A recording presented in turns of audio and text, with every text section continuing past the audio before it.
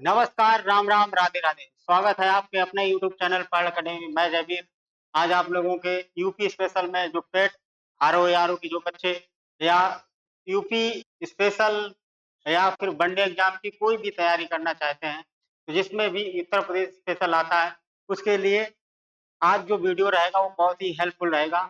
तो दोस्तों, एक मोटिवेट शेर है कि सीढ़ियां उन्हें मुबारक जिन्हें छत तक जाना है। सीढ़ियां उन्हें मुबारक जिन्हें छत तक जाना है।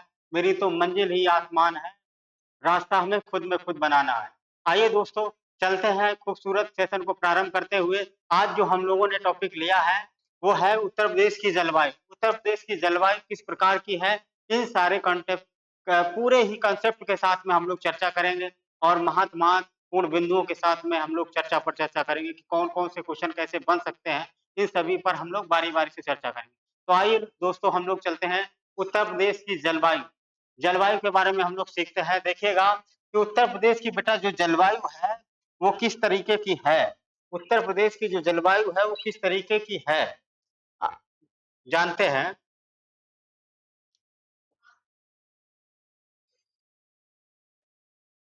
तो उत्तर प्रदेश की जलवायु में हम लोग उत्तर प्रदेश की जलवायु की दृष्टि से उपोष्ण कैसी है जलवायु, उपोष्ण कटिबंधीय, उपोष्ण कटिबंधीय जलवायु है बेटा। उपोष्ण कटिबंधीय जलवायु है। जलवायु कैसी है, उपोष्ण कटिबंधीय जलवायु। शीत कटिबंधीय होती, उष्ण कटिबंधीय होती है और उपोष्ण कटिबंधीय है। यानी कि ज्यादा ना गर्मी है और ना ही ज्यादा सर्दी है, ना ज्यादा गर्मी है और ना ज्यादा कैसी है, सर्दी है। तो यहाँ पर कैसी जलवायु है, उपोष्ण कटिबंधीय उत्तर प्रदेश की जलवायु है। ठीक है।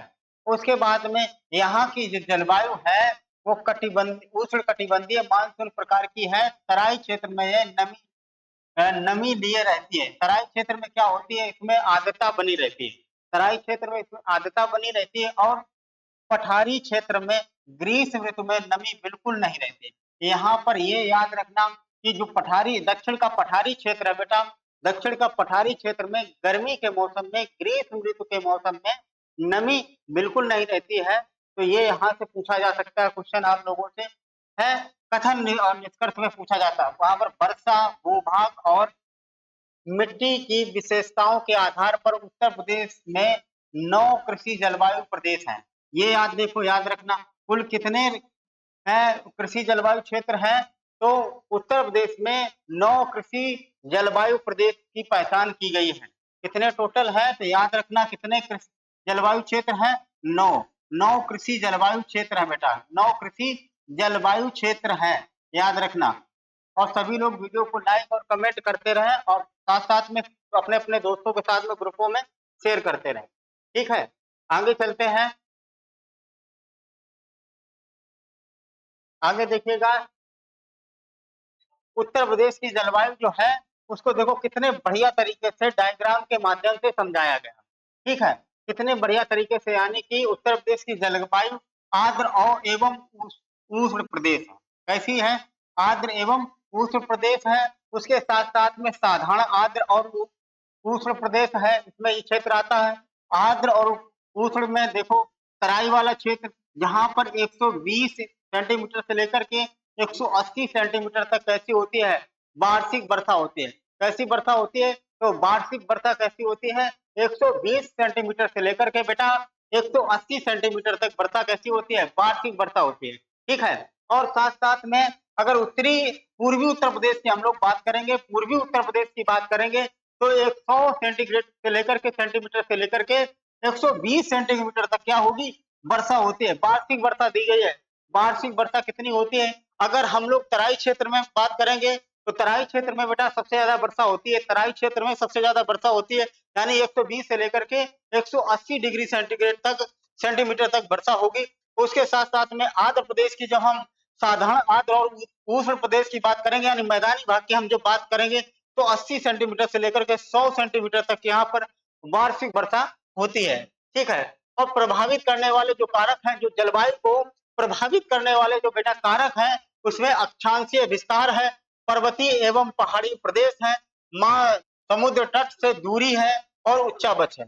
यानी कि ये क्या है, उत्तर प्रदेश की जलवायु, यानी किसी भी प्रदेश की जलवायु हो, या किसी भी देश की जलवायु इन सभी चीजों से बहुत ज्यादा प्रभावित होती है कि उसका अक्षांशीय विस्तार किस तरीके से है, उसका पर्वतीय लोकेशन किस तरीके से, वहां पर्वत किस प्रकार से पाए जाते हैं, वहां पठारी प्रदेश कितने प्रकार के, पहाड़ी प्रदेश किस प्रकार के पाए जाते हैं, समुद्र तल से उसकी दूरी कितनी है और वो किस उच्चावच में है। ये सारी चीजें इफेक्ट डालती हैं, यानी कि जलवायु परिवर्तन में या जलवायु प्रदेशों में ये परिवर्तन होने के लिए ये सब जरूरी होता है। ठीक है, उत्तर प्रदेश की ऋतुओं की हम जब बात करेंगे तो 3 ऋतुएं होती हैं। एक होती है बेटा शीत ऋतु सर्दियों वाली, एक होती है वर्षा ऋतु और एक होती है ग्रीष्म ऋतु। 3 ऋतुएं होती हैं, 3 ऋतुएं होती हैं और एक और ऋतु जोड़ दिया थी बसंत ऋतु। ठीक, तो ये 3 ऋतुएं मुख्य रूप से कितनी ऋतुएं होती हैं? तो बेटा 3 ऋतुएं होती हैं। ठीक है, आगे देखते हैं कि कोपेन ने के अनुसार उत्तर प्रदेश में जलवायु का उष्ण शुष्क शीत वाला मानसूनी प्रकार का अर्थात CWG मिलता है।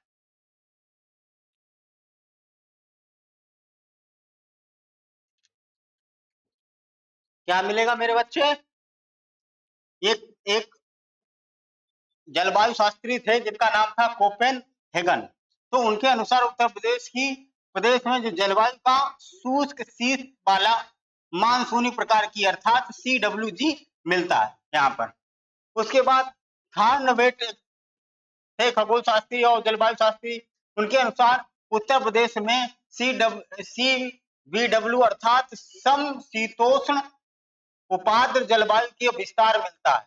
देखो सबके अपने अपने अलग अलग है विचार। ठीक है, तो इन दोनों लोगों की अपनी अपनी कंट्रोवर्सी है। उत्तर प्रदेश में शीत की क्या अवधि क्या रहती है? तो देखो अक्टूबर से फरवरी तक शीत अवधि कब तक रहती है? सर्दी वाली अवधि कितने दिन तो रहती है? अक्टूबर से लेकर के फरवरी महीने तक। और सबसे ठंडा जो महीना होता है बेटा वो जनवरी का होता है। सबसे ठंडा जो महीना होगा वो कौन सा होगा? जनवरी का होगा। जनवरी का महीना होगा सबसे ठंडा, याद रखना। उसके बाद में वर्षा उत्तर पश्चिम से आने वाले चक्रवातों के कारण औसतन वर्षा जो होती है वो 3 से 5 के मध्य होती है। ठीक है, और उत्तर पश्चिमी क्षेत्रों में वर्षा की मात्रा कितनी होगी? 7 से 10 सेंटीमीटर होती है। ठीक, और मैदानी क्षेत्र में औसतन वर्षा अधिकतम 27.6 डेसी सेंटीग्रेड होती है। उसके बाद उत्तर प्रदेश के दक्षिण पठारी भाग में अधिकतम वर्षा का तापमान कितना रहता है? ठीक, और जबकि न्यूनतम वर्षा तापमान कितना रहता है? तो इतना रहेगा 13.3। उत्तर प्रदेश के पश्चिमी मैदानी तथा पर्वतीय भागों का औसतन न्यूनतम तापमान कितना रहेगा? 10 डिग्री सेंटीग्रेड। ठीक, अब ग्रीष्म ऋतु की बात करेंगे हम लोग तो मार्च से जून तक ग्रीष्म जो ऋतु होगी वो कब से कब तक प्रारंभ होगी? तो मार्च से जून तक होती है। और साथ साथ यानी शीत ऋतु अक्टूबर से जनवरी तक रहता है। उसके बाद में ये मार्च से जून तक। अधिकतम गर्मी वाला जो क्षेत्र है वो झांसी है। झांसी आगरा जिला ये सबसे ज्यादा गर्म है उत्तर प्रदेश में। सबसे कम गर्मी कहाँ पड़ती है? तो बरेली डिस्ट्रिक्ट में। सबसे कम गर्मी कहाँ? ये देखो दोनों ही बातें इंपॉर्टेंट है। सबसे कम गर्मी कहाँ पड़ती है और सबसे अधिक गर्मी बेटा कहाँ पड़ती है? सबसे गर्म जिला कौन सा है? तो झांसी है। उसके बाद आगरा आता है। सबसे ठंडा जिला की बात करेंगे तो बरेली। ठीक, सबसे ठंडा जिला कौन सा है? बरेली।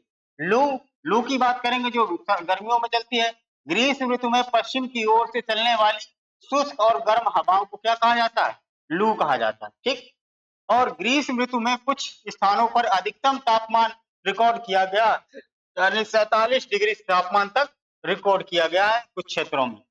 आगे देखो बुंदेलखंड क्षेत्र में सर्वाधिक औसतन तापमान का कारण है कर्क रेखा के निकटता, यानी कि कर्क रेखा के पास में वो क्षेत्र यानी पड़ता है। बुंदेलखंड वाला क्षेत्र जो है वो कर्क रेखा के निकटतम पड़ता है। कर्क रेखा के निकटतम बेटा पड़ता है। ठीक है, यहाँ तक बात समझ में आई?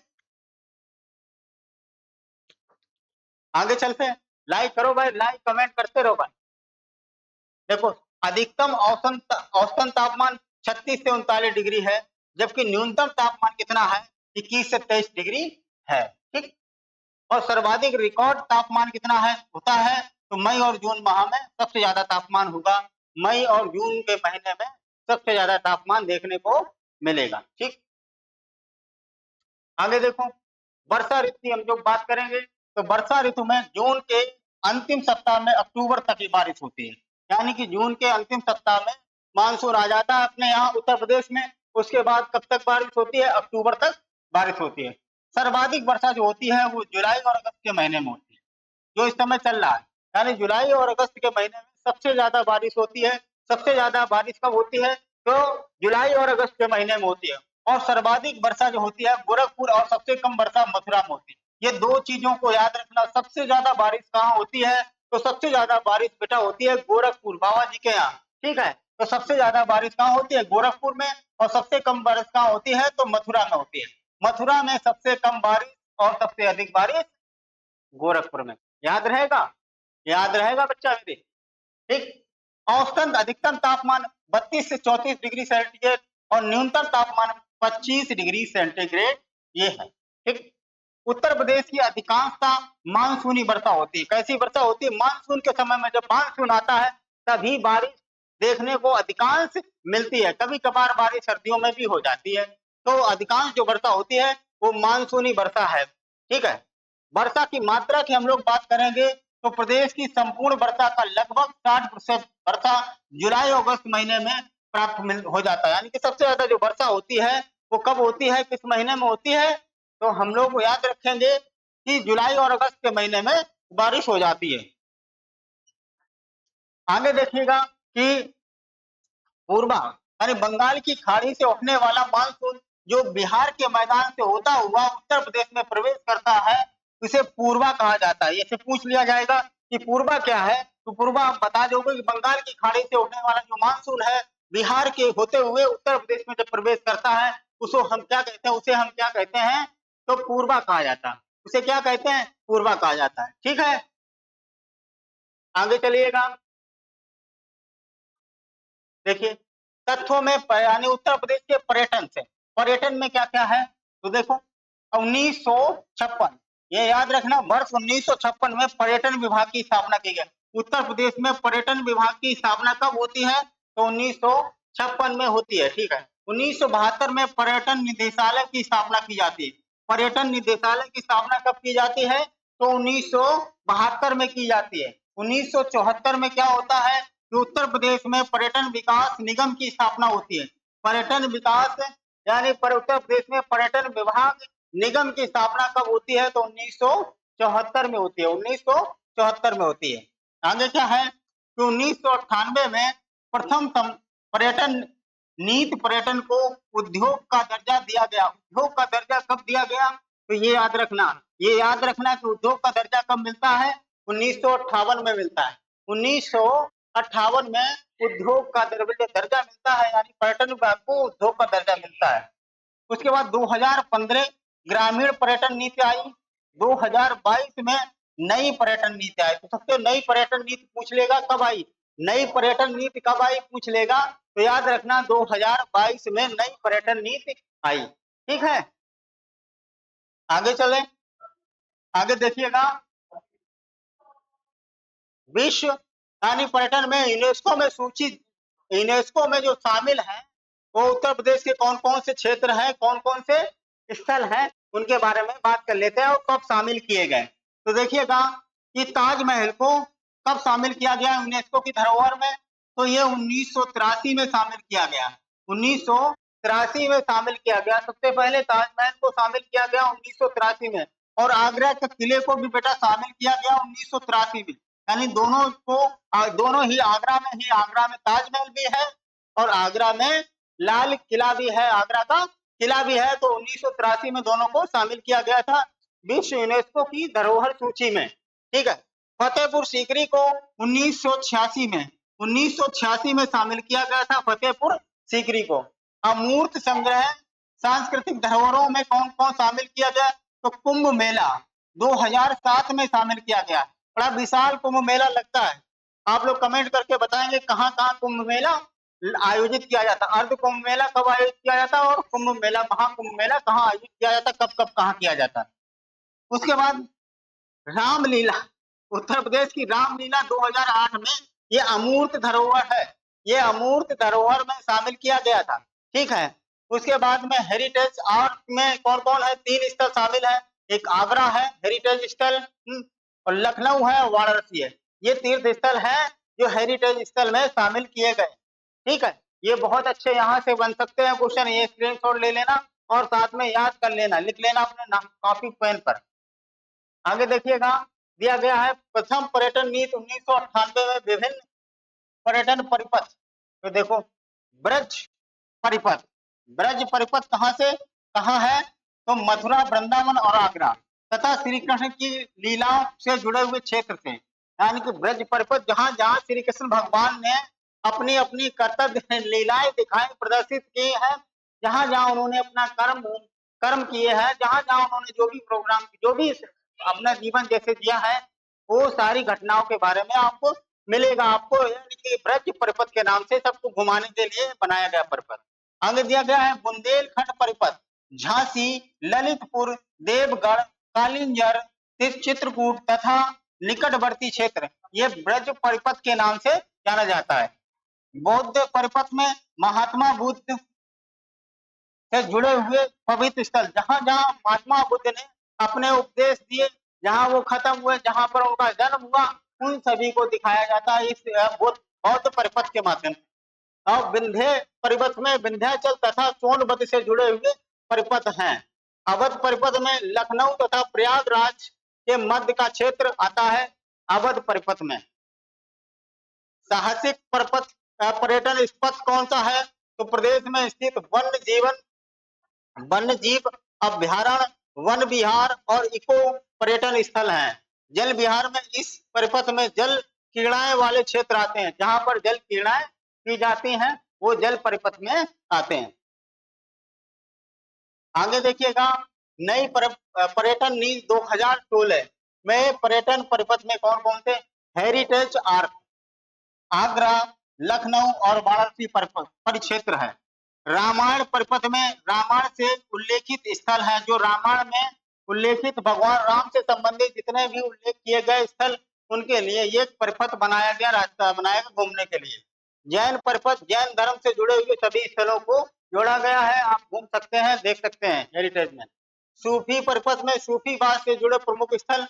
स्वतंत्रता संग्राम परिपथ में स्वतंत्रता संग्राम से जुड़े स्थल, जहां जहां वो लोगों ने संग्राम किया देश को आजाद कराने के लिए है, 1857 की क्रांति से संबंधित जितने स्थल हैं उन सभी के बारे में। क्राफ्ट, क्यूजीन और कल्चर परिपथ, यानी हस्तशिल्प, व्यंजन और विशिष्ट सांस्कृतिक केंद्र, ये शामिल किए गए हैं। ठीक है, यहाँ तक बात समझ में आई।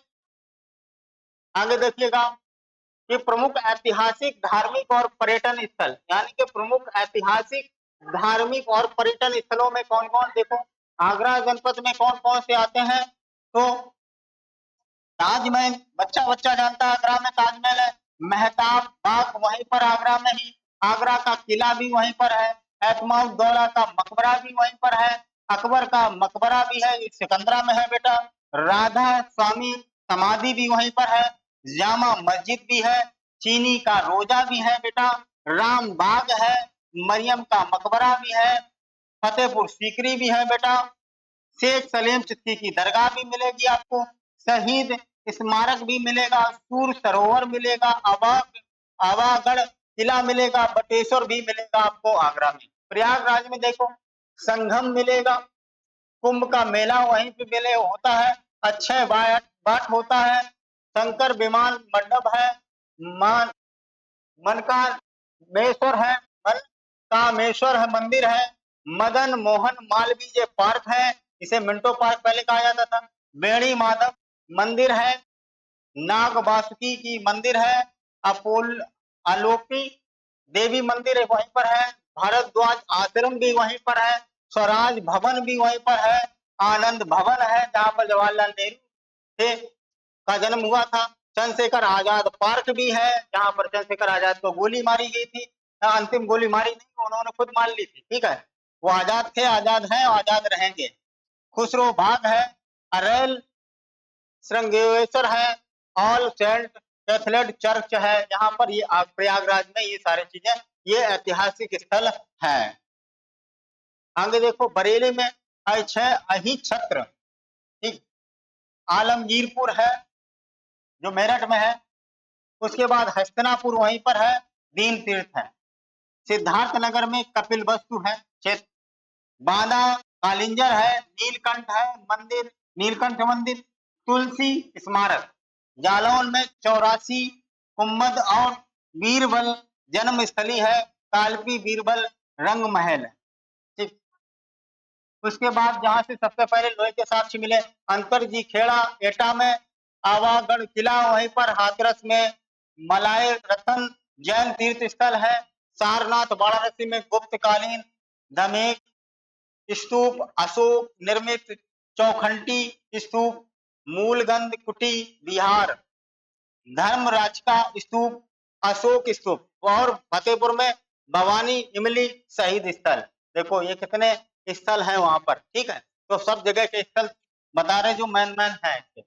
कुशीनगर में बात करेंगे तो पावानगर, पावापुरी जिसे माथा कुंवर, बुद्ध प्रतिमा, हरिदेव जी का मंदिर है, गोवर्धन, लखीमपुर खीरी में गोल गोखरनाथ मंदिर है, गोला गोखरनाथ, सीतापुर में चक्र तीर्थ है, नैमी शरण है, 88,000 ऋषियों की तपोभूमि वहीं पर है, मिस्र है, गोरखपुर में गोरखनाथ मंदिर है जहां से बाबा आते हैं, रामगढ़ है, रामगढ़ ताल है, सोहर गौर है, सोहर गौर है, और चौरा चौरी घटना हुई थी जहां पर चौरी चौरा घटना, असहयोग आंदोलन को इस बाद में विद्रोह किया गया। वाराणसी में विश्वनाथ मंदिर, अन्नपूर्णा मंदिर, संकट मोचन मंदिर, दुर्गा मंदिर, तुलसी मानस मंदिर, दुर्गा कुंड, दशाश्वमेध घाट, मणिकार्की घाट, 80 घाट, रामनगर किला, राजघाट, सारनाथ, भारत माता का मंदिर, और कानपुर में जेके टेम्पल बिठूर। कन्नौज की बात करेंगे हम लोग तो कन्नौज में क्या क्या है, तो देखो सप्त मातृका की प्रतिमा, जयचंद का किला, छेमकली मंदिर, हाजी शरीफ दरगाह, पद्मावती सती मंदिर, रामपुर में राजा लाइब्रेरी, चंदौली में चंद्रप्रभा डैम, चंद्रप्रभा वन्य जीव, अब बिहार धानापुर शहीद स्मारक, गोंडा में पार्वती अंगरा आरंगा मंदिर, पार्वती अरंगा मंदिर, जौनपुर में अटाला मस्जिद बहुत पूछी जाती है, अटाला मस्जिद कहाँ है, तो जौनपुर में अटाला मस्जिद, शाही किला, लाल दरवाजा मस्जिद, शाही पुल, लखनऊ में इमामबाड़ा, छतर व मुबारक मंजिल, रोमी दरवाजा, दौलत खाना, रेजिडेंसी, मोती महल, बेगम हजरत महल पार्क, लाल बरदरी, सिकंदरा बाग,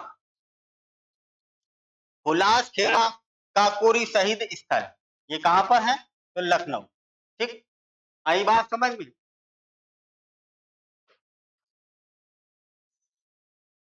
ठीक, आगे चलो, देखो मथुरा में क्या क्या दिया गया है, मथुरा में एक नजर डाल लेते हैं फटाफट।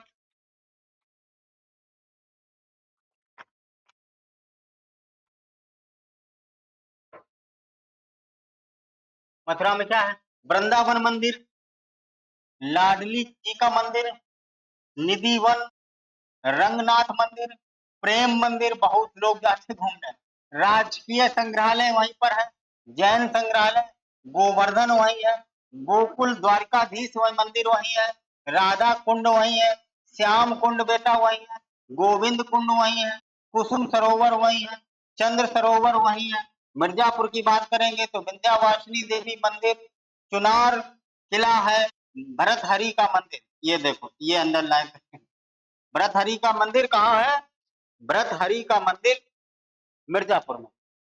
उसके बाद चित्रकूट की बात करेंगे तो कामता प्रसाद मंदिर, कामतानाथ मंदिर, कामदगिरी पर्वत है, मंदाकिनी नदी है, हनुमान धारा है, भरत कूप है, राजापुर है, तुलसी जन्म स्थली है बेटा, फरुखाबाद में कपिल तकिया, श्रृंगी रामपुर है, कासगंज में भगवान बरहा मंदिर है, सोरो सुकर क्षेत्र है, पटियाली है वहां पर, और बलरामपुर में देवी पाटन मंदिर, ये अच्छा है, देवी पाटन मंदिर कहाँ है, तो पाटेश्वरी मंदिर इसे कहा जाता है। ठीक।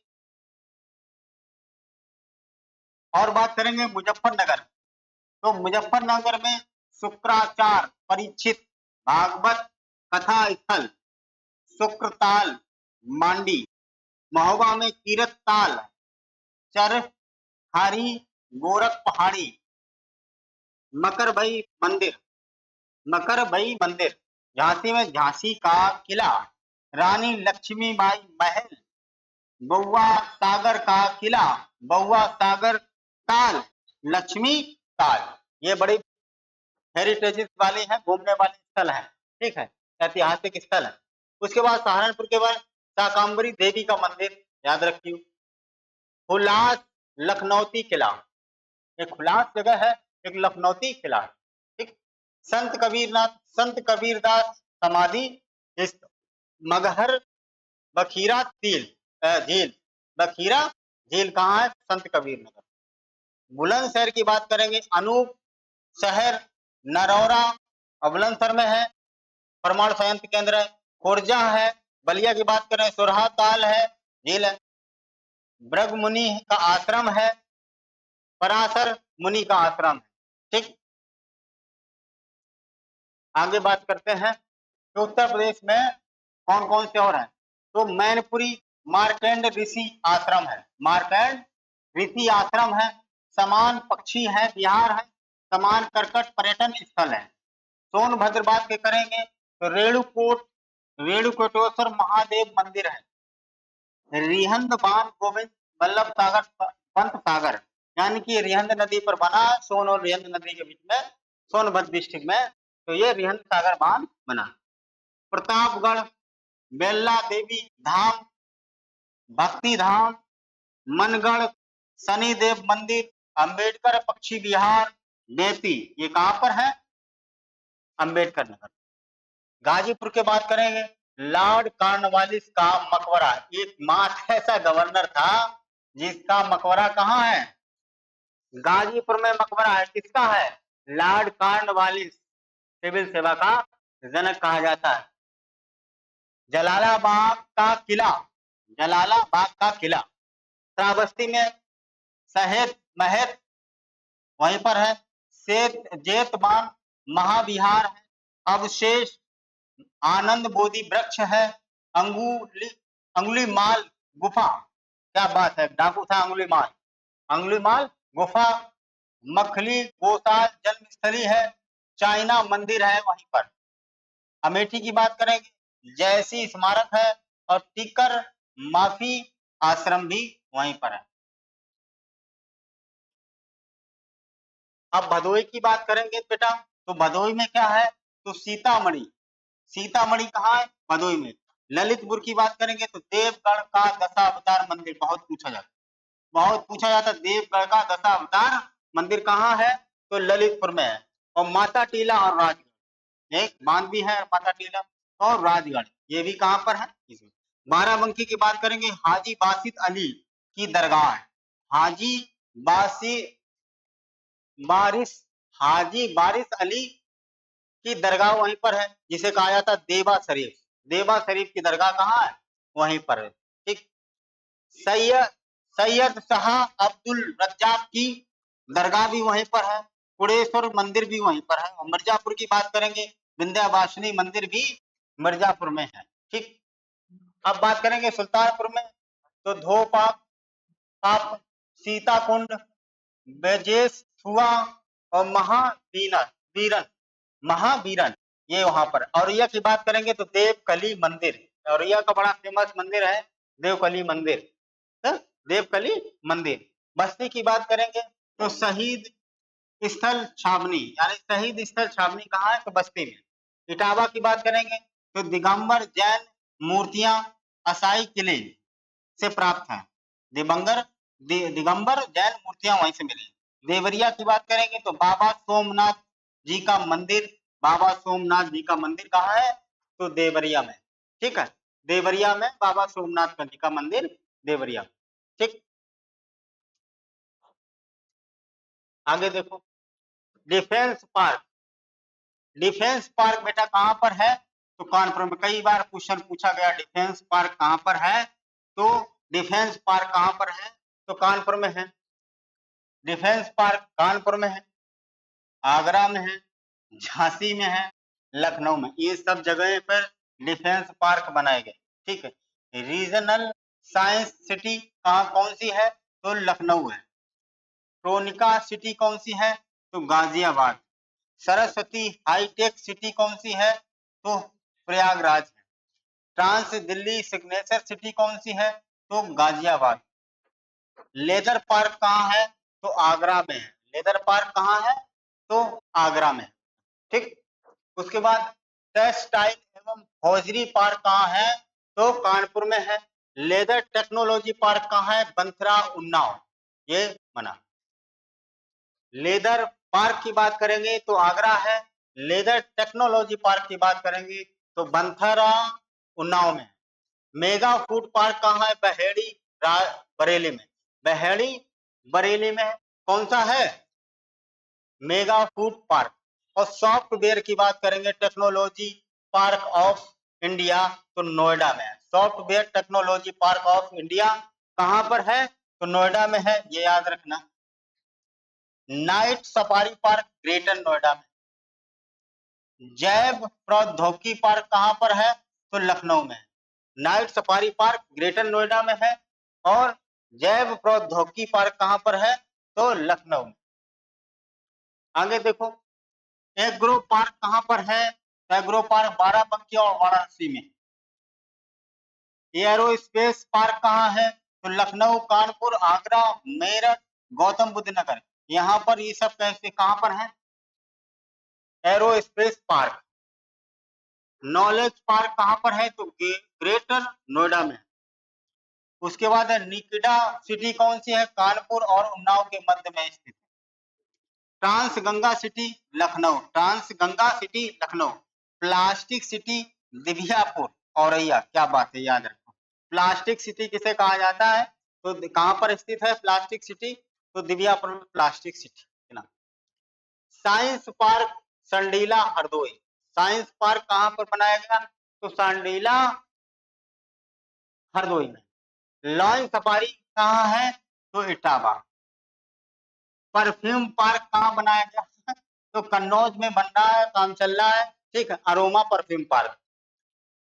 इलेक्ट्रॉनिक सिटी कहां है, तो नोएडा में है बेटा। मेडी सिटी कहां पर है, चक गंजरिया लखनऊ में। टॉय सिटी कहां है, ग्रेटर नोएडा में है, खिलौने सिटी। बुद्ध थीम पार्क कहां बन रहा है, तो सारनाथ वाराणसी। ठीक, यहाँ अच्छे है क्वेश्चन, यहाँ से पूछेगा। रक्षा औद्योगिक गलियारा अलीगढ़, आगरा, झांसी, चित्रकूट, कानपुर तथा लखनऊ में ये। Data centre park Greater Noida में। डाटा सेंटर पार्क कहां पर है, तो ग्रेटर नोएडा में। डाटा सेंटर पार्क कहां है, तो ग्रेटर बेटा नोएडा में। ठीक। Mega leather park Kanpur. Leather park सिर्फ बात की जाए तो आगरा में। ठीक। लेदर और मेगा लेदर पार्क की बात करेंगे तो कानपुर। निर्यात संवर्धन औद्योगिकी पार्क ग्रेटर नोएडा एवं आगरा में। ठीक। मेगा टेक्सटाइल पार्क मित्र योजना लखनऊ, हरदोई और में सम्मिलित क्षेत्र में आता है। मसाला पार्क रायबरेली, मसाला पार्क कहां बना, रायबरेली में। Night safari park Greater Noida एवं कुकरेल लखीमपुर खीरी। जैव प्रौद्योगिकी पार्क लखनऊ में। फार्मा पार्क ललितपुर में है। फार्मा पार्क कहाँ है, ललितपुर में। ठीक। आगे देखो, पूरा पाषाण कालीन साक्ष्य, ये तो चीजें मैंने पिछली क्लास में आप लोगों को बता दी।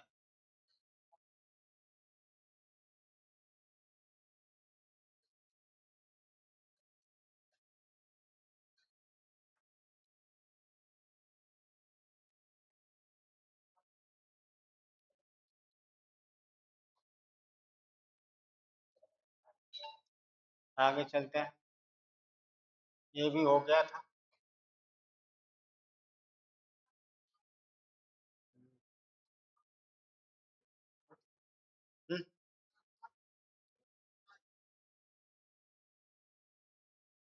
ये बता दो। नदियां प्रमुख। हाँ, उत्तर प्रदेश की अफवाह प्रणाली में हम लोग चर्चा कर लेते हैं। ठीक, अफवाह प्रणाली में हम लोग चर्चा कर लेते हैं। देखो उत्तर प्रदेश की नदियां।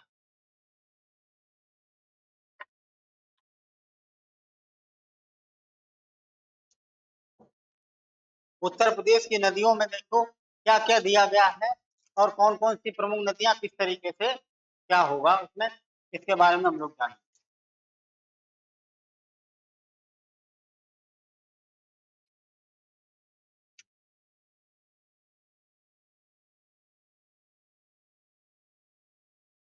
देखो उत्तर प्रदेश की जो हिमालय से निकलने वाली जो नदियां हैं उत्तर प्रदेश में जो अंतर करती आती हैं, उसमें गंडक नदी है, राप्ती है, गंगा है, रामगंगा है, घाघरा है, यमुना है, काली है, शारदा है। तो ये नदियां जो है प्रमुख, ये हिमालय से निकलने वाली नदियां हैं और ये सदाबहार नदियां हैं। ये कैसी नदियां हैं जो हिमालय से निकलती हैं, वो सबकी सब सदाबहार नदियां होती हैं। और जो हिमालय से नहीं निकलती वो मौसमी नदियां होती हैं, जो और गर्मी के सीजन में पानी खत्म हो जाता है। तो उत्तर प्रदेश की मैदानी नदियां कौन कौन सी हैं? तो गोमती है, जो वरुणा है, ये गोमती निकलती है फुल्लर झील से, रायबरेली पीलीभीत से। पांडव है, सई है, कीसन है। ये कैसी नदियां हैं? ये मैदानी भाग से निकल निकल करके आती हैं। और प्रदेश की प्रायद्वीपीय जो नदियां में अगर बात करेंगे तो सोन है, टोंस है, कनहर है, रिहंद है, चंबल है, बेतवा है, केन है। तो इस तरीके से भी क्वेश्चन पूछ लेता है कि इसमें से कौन सी प्रायद्वीपीय नदियां हैं, कौन सी मैदानी नदियां हैं। ये सारी नदियों के बारे में वो जिक्र कर लेता है। ठीक है, तो इन सारी जिक्र कर लेगा। आगे देखिएगा, गंगा नदी की हम जब बात करेंगे तो गंगा नदी एक अपना एक सब यानी कि यानी कि भारत की सबसे बड़ी नदी कौन सी है? तो गंगा नदी है। गंगा नदी सबसे बड़ी, उसकी कुल लंबाई कितनी है? 2525 किलोमीटर, यानी कि 2525 किलोमीटर है बेटा इसकी लंबाई। यानी कि भारत की सबसे लंबी नदी कौन सी है? तो गंगा नदी ही है। ठीक है, कहाँ से निकलती है? तो गोमुख ग्लेशियर से, यानी कि गंगोत्री ग्लेशियर से निकलेगी। ठीक है, उत्तराखंड में ये पड़ता है। तो गंगोत्री ग्लेशियर से निकलेगी। इसकी कुल लंबाई कितनी? उत्तर प्रदेश की अगर हम बात करेंगे तो 1450 किलोमीटर। और टोटल लंबाई कितनी है? तो टोटल लंबाई इसकी कितनी है? तो 2525 किलोमीटर है। जबकि उत्तर प्रदेश में अकेले बेटा कितनी बहती है?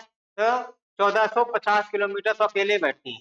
और तटीय शहर जो है जो गंगा नदी के किनारे बसे हुए हैं वो कौन कौन से हैं? देखो फरकाबाद है, कन्नौज है, कानपुर बाएं है, और वाराणसी दाएं पे है। उसके बाद प्रयागराज है, मिर्जापुर है और गाजीपुर। ये देखो शहर हैं जो गंगा नदी के किनारे बसे हुए हैं। ठीक है, अफवाह क्षेत्र में कौन कौन देखो आएंगे? तो बिजनौर, मुजफ्फरनगर, मेरठ, अमरोहा, हापुड़, बुलंदशहर, संभल, अलीगढ़, बदायूं, कासगंज, फर्रुखाबाद, शाहजहांपुर, हरदोई, कन्नौज, उन्नाव, कानपुर, नगर यानी कि फतेहपुर, रायबरेली, प्रतापगढ़, कौशाम्बी, प्रयागराज, भदोई, मिर्जापुर, वाराणसी, चंदौली, गाजीपुर, बलिया, ये सब किसके क्षेत्र में आते हैं? इसके अफवाह क्षेत्र में आएंगे। अफवाह क्षेत्र जो ये लाभ उठाते हैं गंगा नदी के पानी का, डायरेक्ट इनडायरेक्ट लाभ उठाते हैं, वो कौन है बेटा? गंगा नदी के अफवाह क्षेत्र में ये बहुत सारे जिले आते हैं। ठीक है, 2525 किलोमीटर इसकी टोटल लंबाई, जिसमें 1450 किलोमीटर तो उत्तर प्रदेश में अकेले ही है। ठीक, अब बात करेंगे दूसरी गंगा नदी की सहायक नदी, तो यमुना नदी। यमुना नदी है, इसका उद्गम कहाँ है? यमुनोत्री ग्लेशियर हिमनद से निकलता है। और इसकी सहायक नदियों में चंबल है, बेतवा है, केन है। ये तीन प्रमुख नदियां हैं जो यमुना नदी की सहायक नदी है। और यमुना नदी ही गंगा की सबसे बड़ी सहायक नदी कौन सी है? तो यमुना नदी है गंगा की सबसे सहायक नदी, जो प्रयागराज में जाकर के ये मिलती है। उसके बाद इसका तटीय नगर कौन कौन से हैं? तो तटीय नगरों में देखो मथुरा आता है, वृंदावन है, आगरा है, इटावा है, कालपी है, हमीरपुर है, कौशाम्बी है। ठीक, ये जो तट में यानी कि किनारे बसे हुए हैं शहर हैं, जिसमें मथुरा, वृंदावन, बहुत खेल होता है वृंदावन में। भगवान श्री कृष्ण ने है गेंद खो जाती है तो वहीं पर काली काली काली नाग रहता है, निवास करता है, बाद में उसको समुद्र में भेज देता है। तो ये वाणा यानी इटावा, कालपी, हमीरपुर, कौशाम्बी ये तटीय नगर है, यमुना नदी के किनारे बसे। उसके बाद अववाद क्षेत्र में कौन कौन से आते हैं, तो देखिए सहारनपुर बेटा, शामली, बागपत, गाजियाबाद, उसके साथ साथ गौतम बुद्ध नगर, अलीगढ़, मथुरा, आगरा भी आता है, फिरोजाबाद, इटावा, औरैया, जालौन, कानपुर देहात, कानपुर नगर, हमीरपुर, बांदा, फतेहपुर, चित्रकूट, कौशाम्बी और प्रयागराज।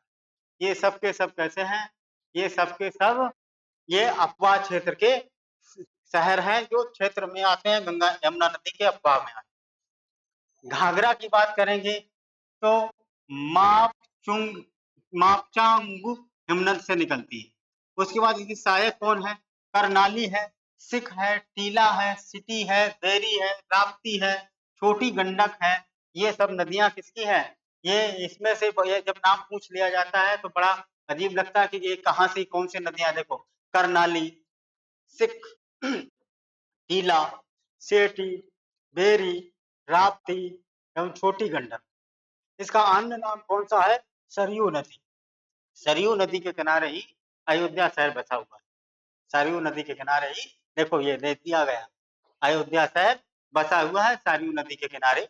ठीक, अववाद क्षेत्र में बहराइच, लखीमपुर खीरी, सीतापुर, बाराबंकी, गोंडा, अयोध्या, वस्ती, अंबेडकर नगर, संत कबीर नगर, आजमगढ़, मऊ, गोरखपुर, देवरिया, बलिया, ये सब कैसे आते हैं, इसके अववाद क्षेत्र में आते हैं, अववाद क्षेत्र में इसके आते हैं ये सारे नगर। अब बात करेंगे हम लोग शारदा नदी की बात करेंगे। शारदा तो मिलाम मिलाम हिमनद कुमायूं हिमालय से निकलती है ये। ठीक, प्राकृतिक सीमा इसकी पीलीभीत यानी यूपी और नेपाल के मध्य। ठीक, प्राकृतिक सीमा। प्रारंभिक नाम इसका जो था काली गंगा, काली गंगा या कह लीजिए गौरी गंगा, काली गंगा या गौरी गंगा इसका नाम था, प्रारंभिक नाम। बाद में इसका नाम क्या रखा गया, शारदा नदी। ठीक, संगम इसका कहां पर होता है, तो ये घाघरा नदी में ये जाकर के मिल जाती है। तो ये बहराम घाट के निकट, बहराम घाट के निकट इसका क्या हो जाता है, संगम होता है, मिलन हो जाता है। जहां पर दो नदियां आपस में मिल जाती है वो क्या कहलाती है, संगम।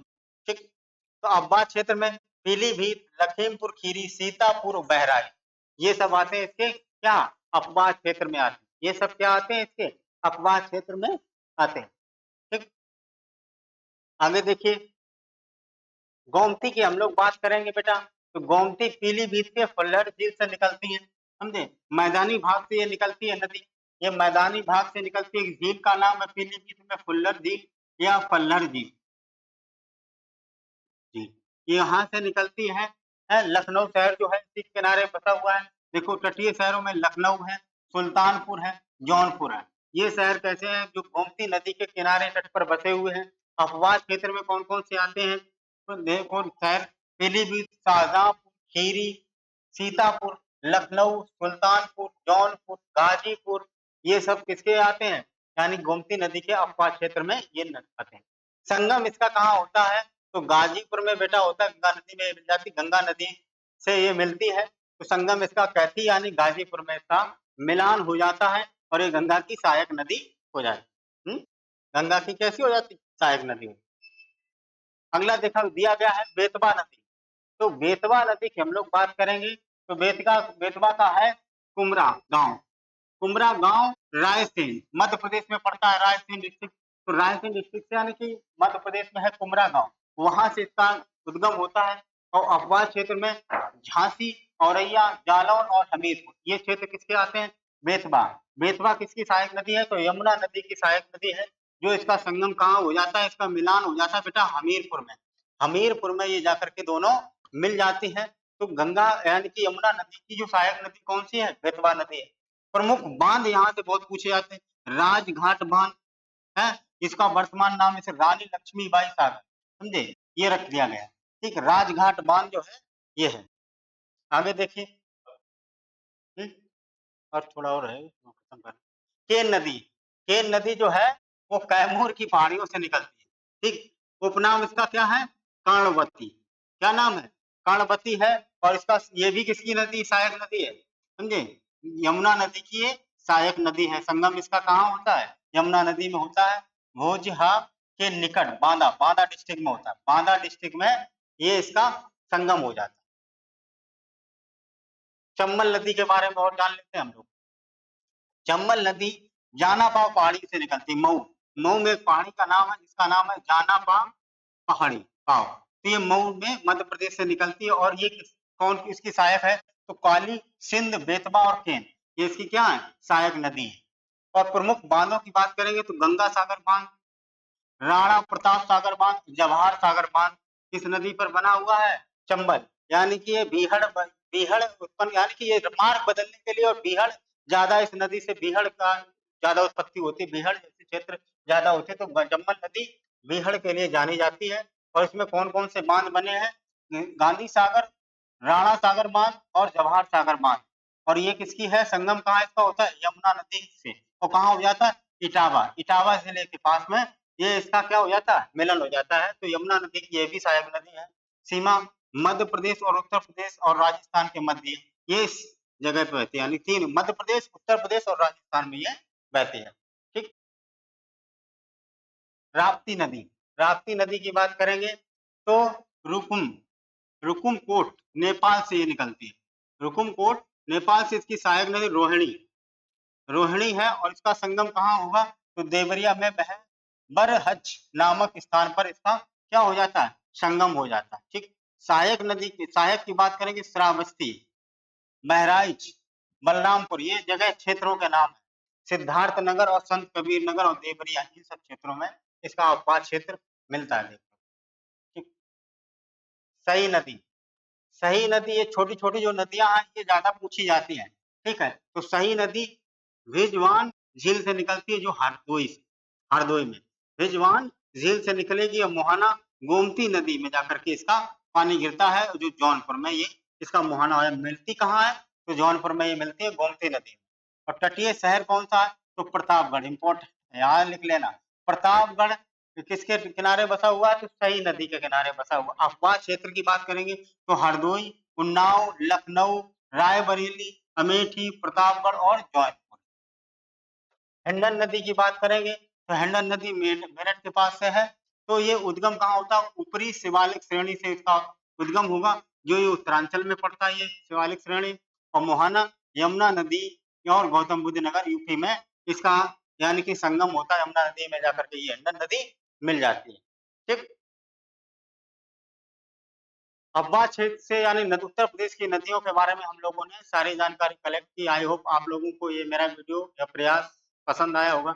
अगर पसंद आए तो लाइक करें, कमेंट करें और अपने अपने दोस्तों के साथ में शेयर करें। चैनल को लाइक करें, सब्सक्राइब करना बिल्कुल ना भूलें। थैंक यू, जय हिंद, वंदे मातरम, राधे राधे, राम राम।